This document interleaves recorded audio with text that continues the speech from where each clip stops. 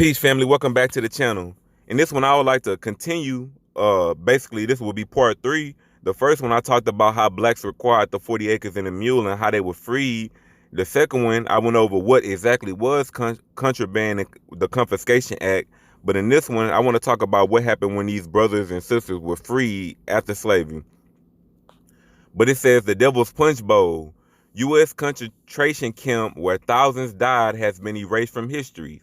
Historians concerned about the fate of African Americans in the immediate aftermath of the Civil War are working to piece together the story of the Devil's Punch Bowl, a hellish concentration camp in Natchez in Mississippi, which might be one of the most disturbing incidences in all American history. Following the end of the Civil War, there was a mass exodus of former slaves from the southern plantation. These men, women, and children migrated north in the hopes of building new lives for themselves. The migration of former slaves was deeply unacceptable for the former Union soldiers, who were bitterly disappointed about the outcome of the brutal war and decided to take their revenge. The most brutal example of this was Natchez in Mississippi.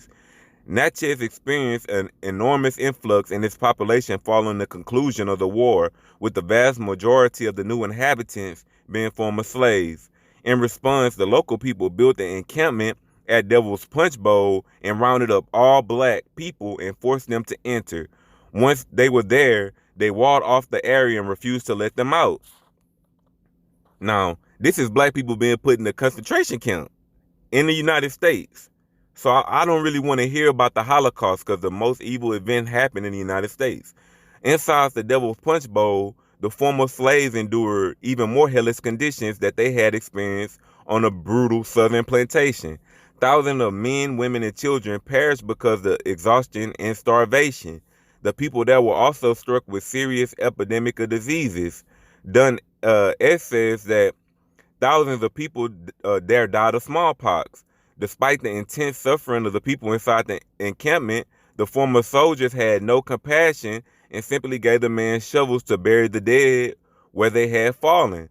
The conditions became so intensively bad that the former slaves inside would plead with the white guards to let them return to the plantation. So they saying that the people inside was going through so much of a struggle, they were begging to basically be re-enslaved. Whether you believe that or not, that's just the conditions on which we're set there. It is very difficult to definitively explain what happened at the Devil's Punch Bowl. Much of the evidence about this incident has been gleaned from oral reports of the local people, which mean that any conclusion had been criticized. Some people have claimed that only 1,000 people died at the encampment, whereas others have said that the prisoners prefer life there to the existence there to the plantation. As there's no record keeping, it is very difficult to definitively dispute the criticisms. So I just wanted to show you the contraband camps, as they called them, because it was hundreds or if not thousands of contraband camps after the Civil War where they were housing these people. So this is something that they don't even teach black people. This is some stuff that you got to go on your own research, because they're not going to tell you the tragic harm that they brought to you.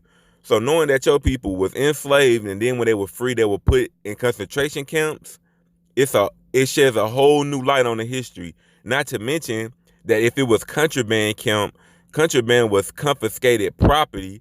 The property is the contraband. The act of taking a property was confiscation. So they still viewed these people as property and they treated them like that. So not only did they find slavery in the South, when they came to the North in Union lines, the Union troops, they didn't like how the war went, so they basically started rounding up black people and putting them in concentration camps. So never forget what happened to your ancestors. Never repeat the past, and keep these people at arm's distance. But this is a Free Black Society presentation. Peace.